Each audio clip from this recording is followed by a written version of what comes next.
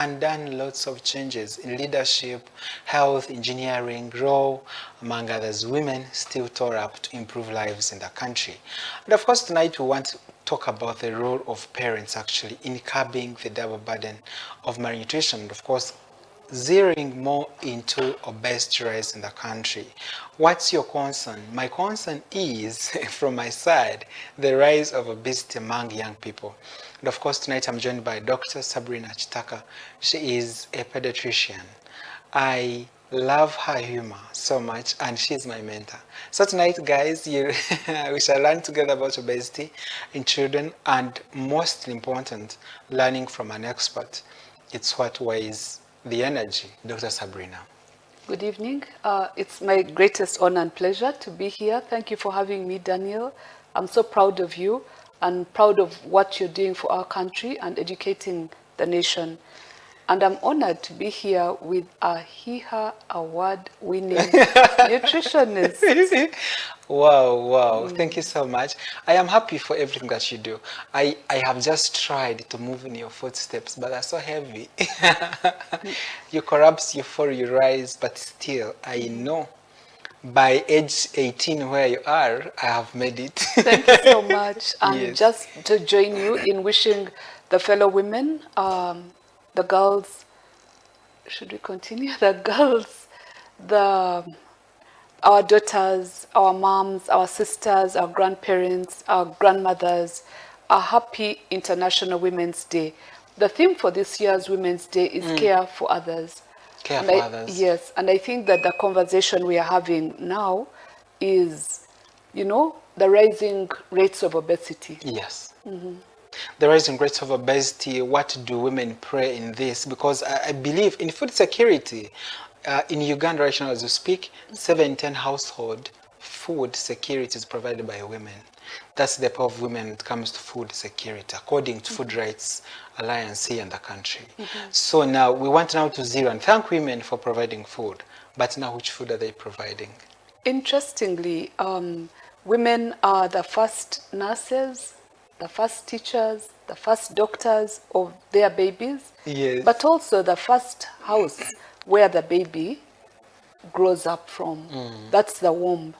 And anything that happens to that baby in the first 1,000 days is going to impact on them and determine whether they become obese later on in life or if they maintain a normal weight. Perfect. Thank you so much. And of course now, Dr. Sabrina, quickly take us through a few statistics and the burden of childhood obesity rise in the country. Do you see it as a burden? Do you see it as a big threat to the healthcare system? So not yet so much a big threat because, as you know, in Uganda, we are looking at a double burden of malnutrition. The severe malnutrition usually overwhelms what everyone talks about. When you talk malnutrition, people are thinking, oh my God, they're extremely wasted people with wasting and edema, the formerly called kwashiorkor. That's not what we are talking about. We are talking about the other rising burden of malnutrition, which is overnutrition. When your body mass index is bigger than 26, you're overweight. When your body mass index is bigger than 30, then you're obese. When your body mass index is bigger than 33, then you have morbid obesity. And the morbid obesity is what we are worried about. We are continuing to see children, and studies have shown over the past 10 or 15 years where we are seeing at least 6% of adolescent children in this country have obesity. 6 in 10. 6%, 6 out of 100. 100. But then if you multiply 6 out of 100 times 17 million, that's a huge number. Because the youngest population we are. Yeah, people. and for me, I'm concerned that we are seeing obesity among the under ones. That's a problem. For a child to be obese means either they've been overfed or they have a condition that is causing them to become obese. We've had recently parents who are overfeeding their children on cough syrups, and they get what we call Cushingoid syndrome, and then they have morbid obesity because of the medicine that they are taking in. But also as children grow older, the food that parents are giving them is unhealthy. A lot of fat, lack of exercise, and the children are gaining weight and not really expending the energy that they need. Of course, we are going to talk about the complications of obesity, but when you're seeing children and adults becoming obese, it's not okay. It's not okay. Formerly in the 70s, people were excited about the so-called mafuta mingi, but today if you're a mafuta mingi with a large abdomen, people are going to look at you with a lot of scorn. They'll be like, what are you doing? What gains are you protecting? Your abdomen? Well, I love the word gains, and of course we should protect the gains. We should protect the gains, but we shouldn't protect fat on our abdomens because it's dangerous. So from your experience and from the research, where is this obesity burden converging, or why is the problem regionally here in Uganda? Do you think the central have more problem because you are many, or it's focusing, or it is even distributed? Well, I think it's mostly in the urban population because these are the people who have more cars, more sitting, I was about to say more sitting facilities, but more chairs. Like when students are in school, they are mostly seated. They are driven to school, and then if you check in the food packs of the kids who are in school, they are more likely going to be taking over-processed food. And I don't want to mention the food, but perhaps we should. So sausages, fried chicken, fried chips, all those are things that kids packages, the sodas, soft drinks, which are filled with a lot of sugar. And then if you go to those schools where those kids are going, they don't have playgrounds, they don't have healthy food in their canteens. So it's becoming a bigger problem for the urban population, I would say. You've said a wonderful point when you speak about the school canteens and the school feeding program. Now it brings us that story again. What do you think should be reformed in the school feeding program? Clearly, that schools need to rethink how they are feeding children. Remember, children spend over 60% of their lives in school, whether it is time from morning to evening or whether it is a yearly interaction, they are mostly in school. So the place where children spend the most time should also cater for their nutrition, because this is a time when the children are growing, and so schools need to rethink more vegetables, more protein, less carbohydrates, exercise opportunities. A school is not just a building. A school is a health environment. A school is a health-seeking environment. And so if there are no school compounds, there are no games, there are no places where kids can swim, and the children are just learning and learning and learning, they are going to add on weight. Me personally, thought that for a school, because I was from a very local primary school that had a playground almost equivalent to Makerere. So I thought each school should have the same thing. Interesting. So when I came to Kampala, I found actually a school. It's just, this is the road, this is the school. Children enter, they leave, enter. And so I wanted to say that in the rural areas, such as the one you're describing, they are privileged because there's more space. And I'd imagine, like, for example, in Karamoja, where there's a huge expanse of land where children are walking to school, I know they may see it as suffering, but they're actually benefiting because they have lean mass. They are healthy, they are walking, and they are healthy. And that's going to impact on their future. When you're obese, I don't know if we should talk about that. Please do. There's a lot of complications that arise with obesity. And for me, the biggest one is the risk of getting high blood pressure, but also getting diabetes. Like the diabetes type 5, which is associated with excessive malnutrition and excessive weight gain. And it is a challenge. But also children who are obese are likely to have joint pains. Like if your body mass, remember the body is supposed to be a certain weight and height. Your skeleton does not expand with the amount of fat on your body. The poor skeleton is struggling to be able to carry all this mass. if you've overeaten. And then the joints start hurting, the body starts becoming weaker and weaker. It's like if a car which has a chassis of 1,000 kilograms, like a 1-ton chassis, and then you're busy loading it with 3 tons, what's going to happen to it? It's going to start moving like a broken trailer or a broken train. And similarly, if you overweigh your body, the poor skeleton is going to have challenges as well. Wow, perfect. Thank you so much. We take a short, quick break, but when we return, we shall discuss more about childhood obesity and what you and I can do to prevent this condition rising in Uganda. See you shortly. My God, that's sweet.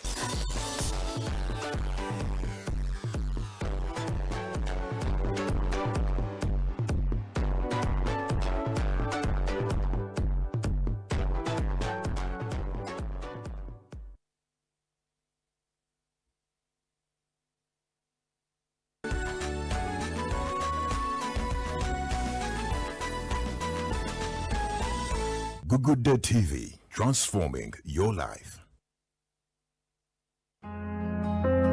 Okoye okwegoba n'abakozi ba keeki kati nno Cake World tukola keeki z'emikolo gyonna omuli wedding cakes, introduction cakes wamu ne birthday cakes mu flavour ez'enjawulo nga coconut cake, lemon cake, orange meat, vanilla n'ebika ebirala bingi. Tusomesa mwenna abaagala okuyiga okwekolera keeki omuli abawala n'abalenzi. Tusangibwe Matugga mu Kito ng'oyise ku ofiisi ya chairman. Tukubire oba WhatsApp ku 0748 57 31 6 ne 0706 82 12 Cake World for quality cakes.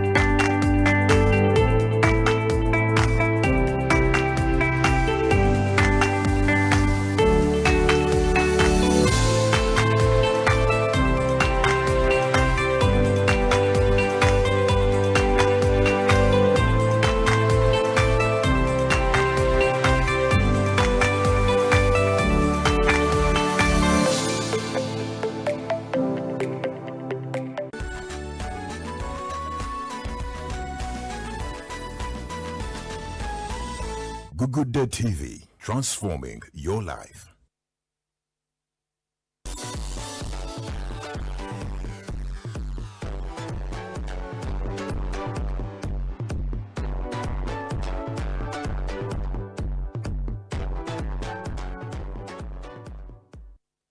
Once again, you're most welcome to Health and Beauty Program.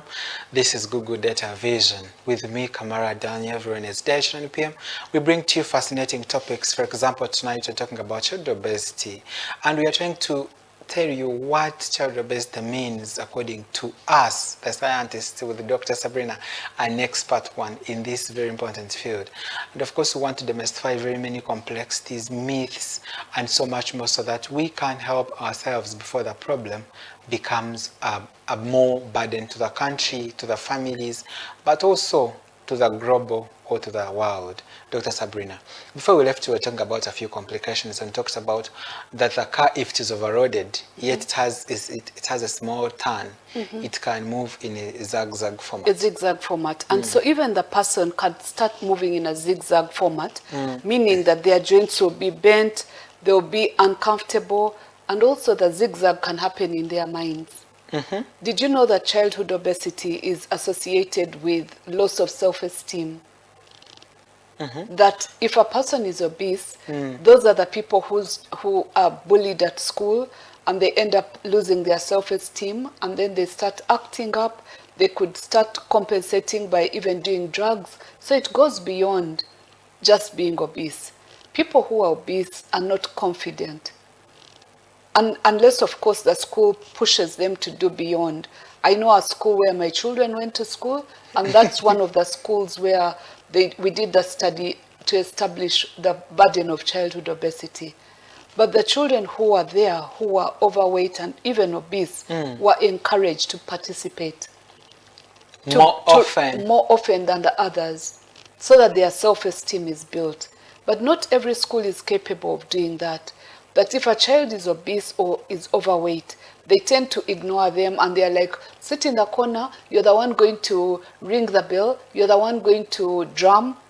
They should be able to dance, to run, to swim, and be confident in their skins. Because sports does build people's self-esteem, for sure. For me, the other thing that I worry about a lot is when people are obese, they may end up getting complications such as anorexia nervosa or eating disorders, or bulimia. They try to lose the weight very fast. To restrict so meals. They will restrict meals, they'll have a poor relationship with food, and they'll end up hurting their bodies. It's very often that children who are obese will end up starving themselves and getting peptic ulcerations. So all these are complications that can happen. Wow, thank you so much, Dr. Sabrina. Yeah. Now, I want us to relate this obesity to mental health. You said very important points. Now, we are seeing lots of young people having mental breakdown compared to our ages. I may say that when I was maybe 15, 16, as maybe not to know that young people can be, in quotes, mad. I mean, like they tell this person needs to see a counselor. I want you to restrict that word. Yes. Actually delete it. That's why I said in Don't quotes. say mad. Yes, Don't. mental health. Because mental illness can happen to anyone. Yes. And it's important for people to know that mental illness is a huge range of things. Of conditions. From panic attacks to anxiety neurosis to organic brain disease to schizophrenia to all that. But like you said, when you were growing up, which is, I don't know when it was, because you're still young. It is of recent. Have you grown but I've maintained grown. Okay. Now, to you, my mentor, I'm Yes. just asking, like in your previous years, did the schools have counselors? Actually, no. So I want us to rate in that, in that sphere. Now schools are actually bringing counselors, mental health experts. Why? You know why? Because the children today are more sensitive. We grow up in generations, and the original generation, the silent generation, which was probably born in the 1900s, yeah? Those people are like 1900, the silent generation. Then the baby boomers. Then the Baby boomers. Yeah, the ones who were born after Second World War. Okay. Because they were trying to replace the world, many people had died. And then, of course, there's us, the X generation, who are born in the 70s and 80s. Then there are the millennials. I'm not going to ask you when you were born. You're probably a millennial, 2000. Yes. Around, or 1995, 1990. That is far. Yeah, those are the millennials. And then after that is the Generation Z, the Z generation, who were born during the time of computers. And then, of course, there's now after Generation Z, the Alpha generation, and then the Beta generation. Has it come yet? Oh, yes. The babies who are being born now are called the Alpha generation because they are being born in the time of artificial intelligence. Like, I was just joking with Mr. Mayanja, the operator, and telling him that when I walked into the studio, I didn't see any operator. And I was like, so does Google Day TV now have AI to turn on all the We're going to sit and something cameras? commands. But I think that in future, the children who are being born now are going to have a lot of artificial intelligence usage. And if they don't use that artificial intelligence to their benefit, then unfortunately, they may end up being the TikTok addicts, like on the phone all the time. And the more you sit on the phone, sending for everything, clapping like this so that the lights go on or off, you're just sitting. You may end up becoming obese. Wow, wow. Yeah. I love the relationship. And of course, we want to thank our viewers. We want to encourage you to visit our social media platforms, Good Vision Uganda, LinkedIn, YouTube. and of course Facebook, Good Data Vision Uganda, so that you can follow us in this very important program and learn more about childhood obesity and what drives the childhood obesity in our families. And of course, now we're going to drive into a household. What should the household consider to curb down this problem of child obesity? From a household, let's not only drive to the healthcare system, rather from a household. What should we do so that we can protect our children before they get into this problem? Dr. Sabrina. So, right from the house. Yes. And you know, there's this statement that says, you are what you eat. Yes. If you eat a lot of fat, you're going to become fat. If you eat healthy, then you're going to stay healthy. A study was done in the US where they showed that populations or communities which are near universities are the ones that are eating healthy. They eat from, you know, fancy restaurants. And when I say fancy, I mean the cuisines that are, let's say, Mediterranean or Chinese or whatnot. And they are generally lean. Because university districts, like people who live around Makerere, should actually benefit from the vibes of being near academicians and scholars, because there are more tennis clubs, there are more swimming pools and all those things. So if you compare the rich places that have universities versus towns that don't have any university, then unfortunately the towns which don't have universities are the ones where there's no sports, there's no routine sports, and people pushing kids to go to university and whatnot. So they tend to be obese. And ironically, in America, the poor people are eating fast food. The poor people. Yes. In Uganda, it's The the rich. rich people who are eating fast food Because we believe that way. because we don't know what to do. And so back to the household, let us educate our population that the fast food that you so fancy should not be given to your children on a daily basis. It can be a treat once in a month or even once a year. Let's say, I was going to say on Easter. Like, soon. take the kids to eat fast food, that fried chicken and the fried, chips. But don't make it a routine. Every day from school. Yeah, it I've passes. interacted with a family that says, oh, the children cook for themselves. The mom was buying a whole sack of Irish potatoes and a whole jerry can of cooking oil. And she was like, whenever they want, they eat chips. And the children were obese. The whole family was obese. For me, what pained me the most is they ended up sending one of their daughters for surgery. Because of obesity. Because of obesity, and sadly she did not make it. So sorry. Because there are all sorts of quack doctors as well who can lie to you. We are going to suck out the fat. We are going to do this, we are going to do that.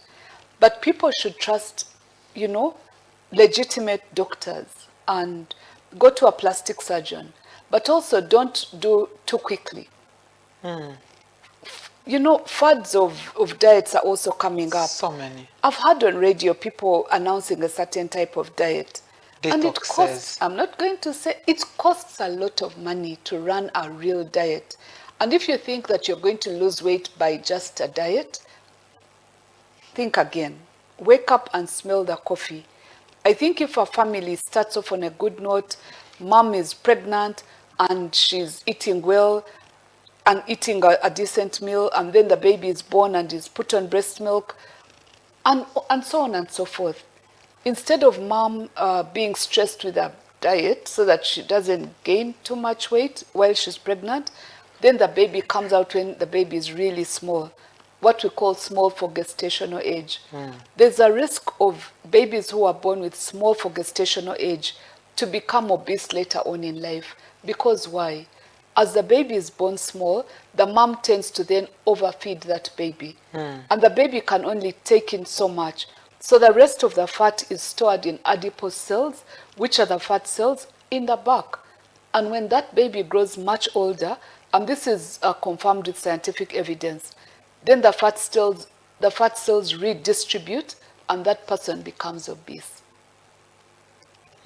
So whatever you're feeding your child before the age of 3, you should be careful. Please don't overfeed the children because they are not expending that energy. They are storing the rest of the fat on their adipose cells, and then they are going to become obese. Wow. Wow. Thank you so much, Dr. Sabrina. And just like you talked about something that has touched my heart, when you said that there are very many fat diets, there are very lots, lose weight in 5 days, in 3 days, in 1 week for your wedding, you lose the tummy weight, and then they give you those juices and whatsoever, and after again the weight comes back. And comes back in full force like a tsunami. Yes. And then you're confused. You're like, I detoxed, I juiced, I what? And now the clothes cannot fit you anymore. So because now the body wants to compensate again. And we've been telling people, if you want to lose weight, you follow the small processes. Be if you want to follow consistent. food, please give them the tips to lose weight consistently without following a fad of losing weight in 3 days, in 5 days. And also the detox juices, they tell you this one does this. People, do you know, are not taking food actually. That's so crazy. I met a mature woman, like 45, who is on juices only. They even created a WhatsApp group for juice group. They make juice for breakfast, for lunch, and for supper. That's very scary. It's actually very scary. Because at the end of the day, are you going to add protein in that juice? Because you need the protein. You definitely need your protein source. You need your carbs. You need the multivitamins. But if you're busy drinking chlorophyll, you're not a plant. You end up losing weight and then end up with spinal injuries or broken limbs, which is sad, and those are difficult to treat. But back to the conversation of obesity and the complications.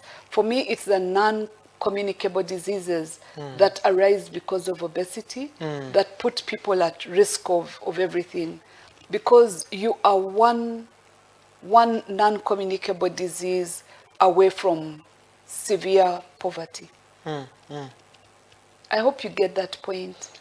That if you get, for example, severe hypertension and then you get a stroke, the family will struggle because they are managing this stroke, and you will become broke.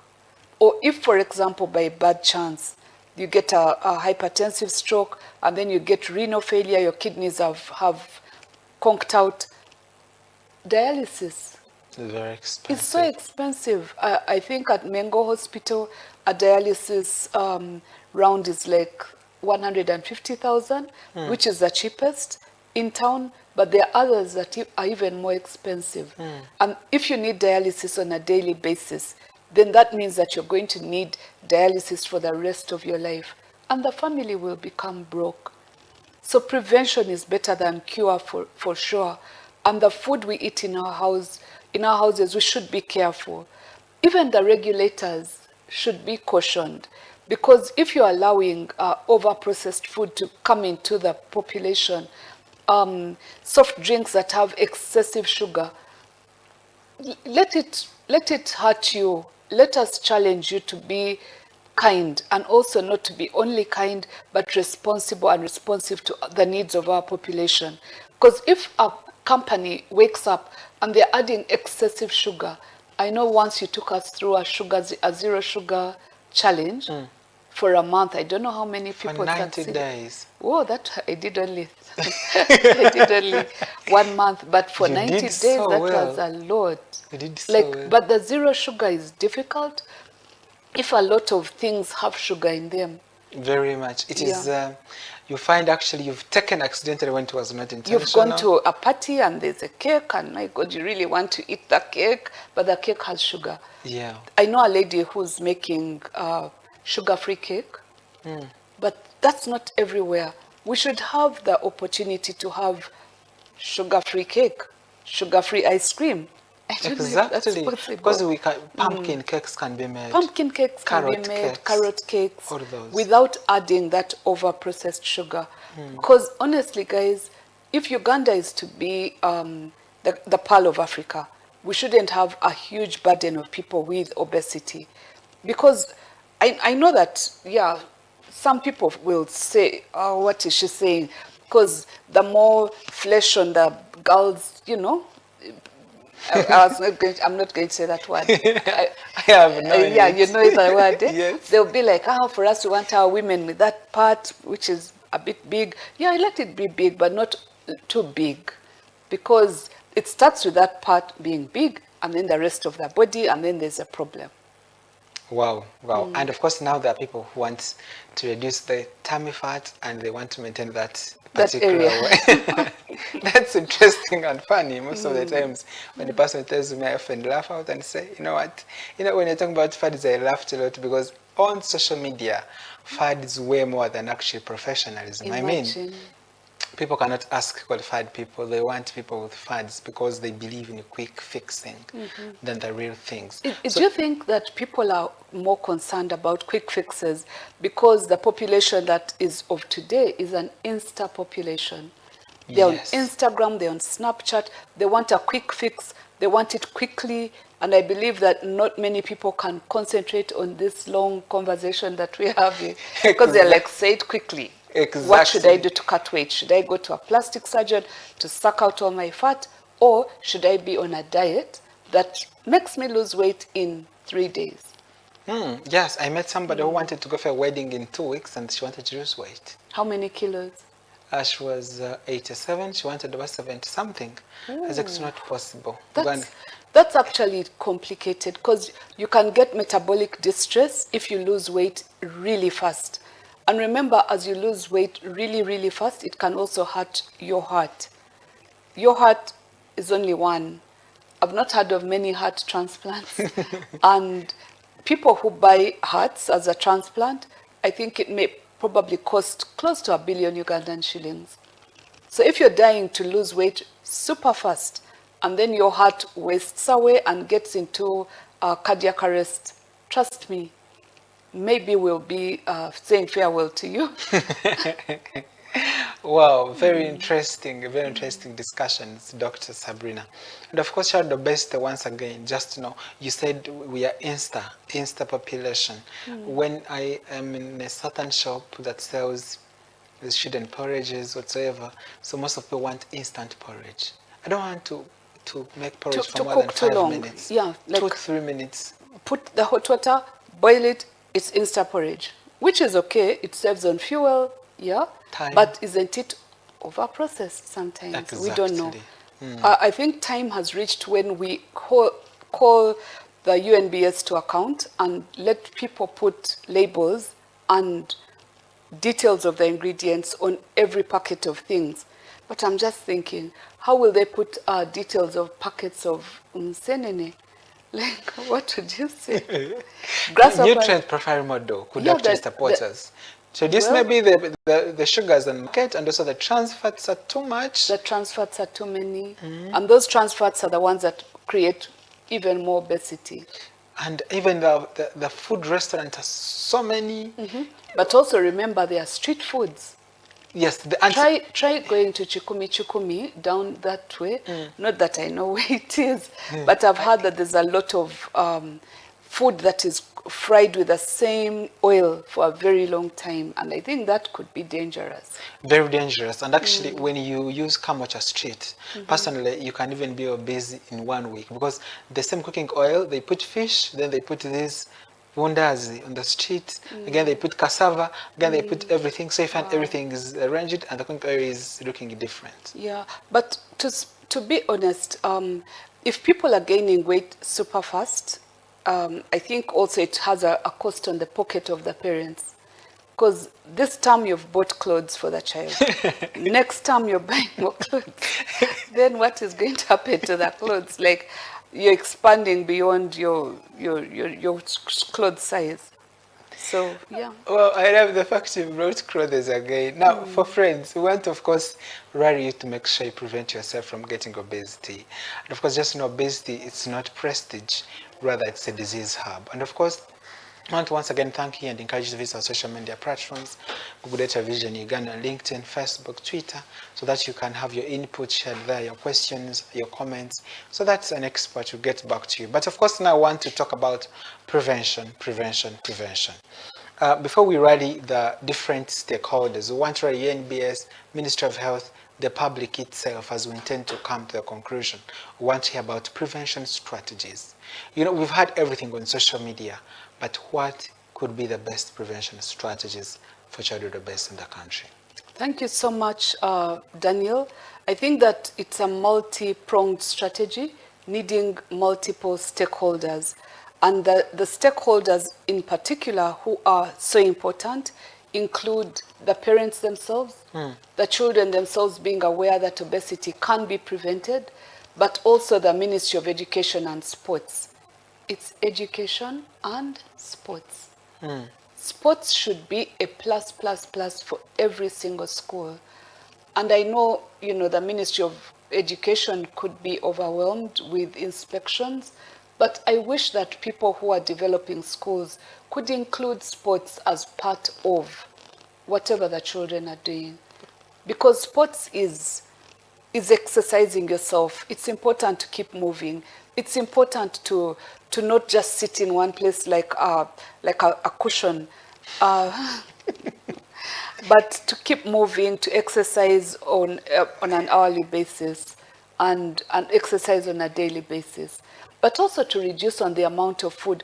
I recently saw a video that was circulating on social media, and this poor school, the poor kids were being given a giant piece of posho and a few beans. I think the lucky ones got like 2 beans. The rest were just getting soup. But too much portion.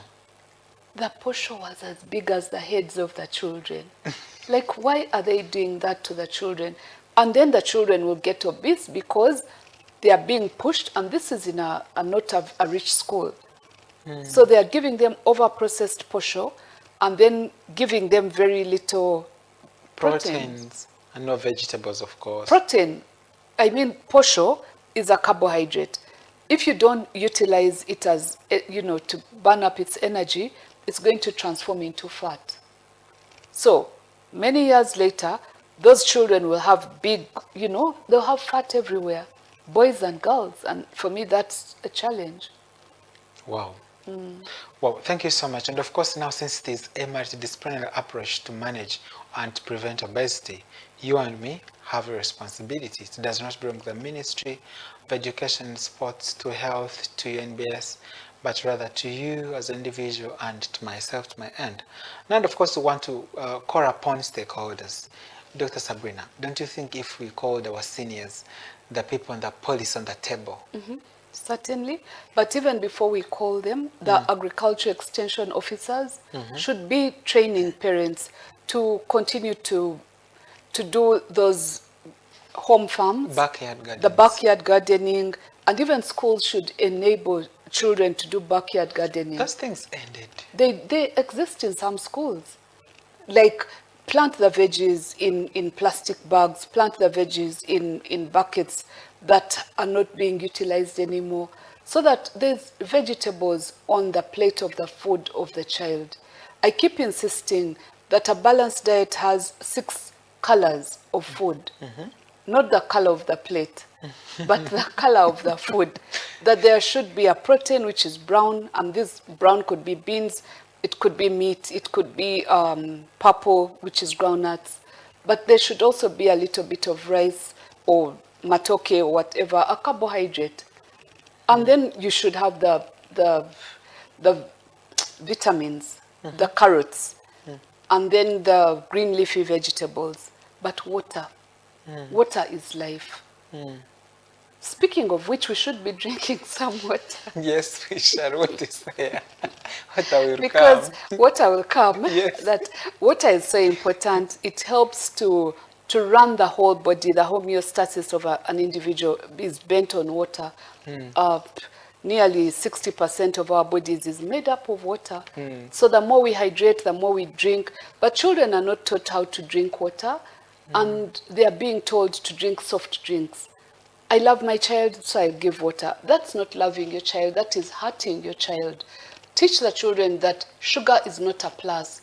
And children's taste buds start learning and adapting from a very young age. So when you're putting a lot of sugar in your baby's porridge at 6 months, this child is going to be addicted to sugar by 2 years. And those are the ones that will be in the sugar bowl, stealing the sugar. But if you teach your child that sugar is not immediately relevant, then maybe they will not be, their taste buds will be happy to not have sugar. Wow, wow. Thank you so much. Now, of course, let's rally the people on the table. The people on the table, the policymakers, the people who make the laws, let us encourage them to put more money in our service industry, the education industry, the health industry, to make sure that the laws are practiced. But even the law of small numbers of families. Our grandparents had like 17 children. I honor them, I celebrate them. But today, if you're a mother and you're desirous of having 17 children, you're going to struggle because the economy is not, It's tight. it's tight, it's really hard.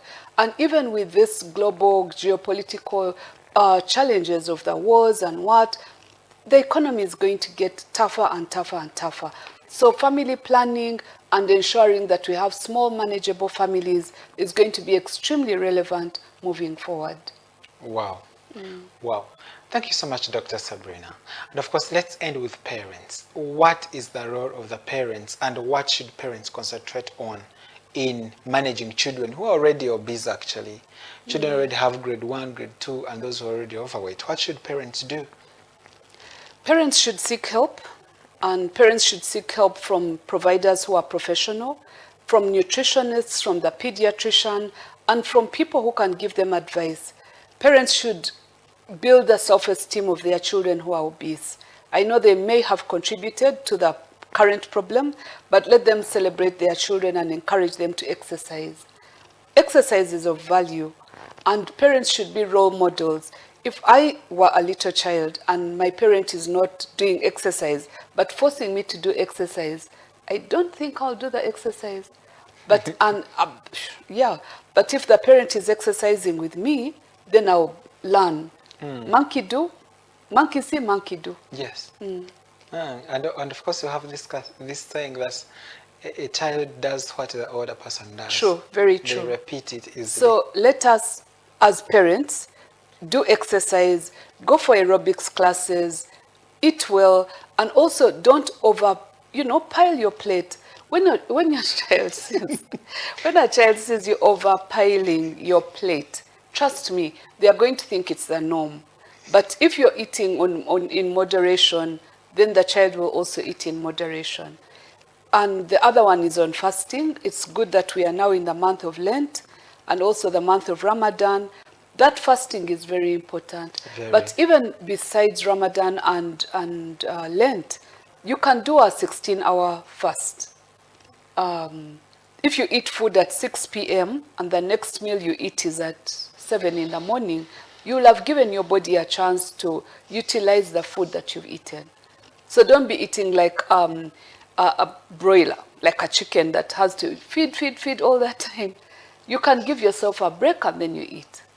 Wow, wow. Thank you so much, Dr. Sabrina. As we intend to conclude this very important program, give us your last 3 main messages about childhood obesity in the country. First of all, I want to thank you for the opportunity to come here and speak to the public. I want to thank you for the work you continue to do. And I want to tell people that childhood obesity is an increasing global problem, but also a problem for us as Ugandans. So prevention is better than cure. Obesity has so many complications. And if you can avoid it, if you can avoid your child from becoming obese, then I will celebrate you. But if you're in the habit of giving your child fast food and over-processed food, then we are going to have a problem with you. But nevertheless, whatever it is, let us work as a team. It's a partnership to ensure that every child grows up to reach their fullest potential and be able to be the future elders who are responsible. Excellent remarks. And when Dr. Sabrina says that she will celebrate you, trust me, she does. She celebrates every achievement. Oh my goodness. I can't wait to be celebrated soon. I must keep achieving so that I'm celebrated. But of course, I want to thank you, dear viewers. Please go ahead and follow this program. Put your comments, your suggestions about obesity. If you are suffering in any case, we run a adolescent clinic. If you're a young person, please come to Ward 15 Murago National Fire Hospital every Friday from 9 a.m. to 1 p.m. so that you can be assisted by experts, and Dr. Sabrina will be able to support you. For this very important program, I want to thank you, but of course thanking the people behind this camera, including VJ Mayanja and Koja, who have actually made us to make this program possible. I want to thank you. Until next Wednesday, Happy Women's Month. Enjoy, enjoy, and enjoy. See you.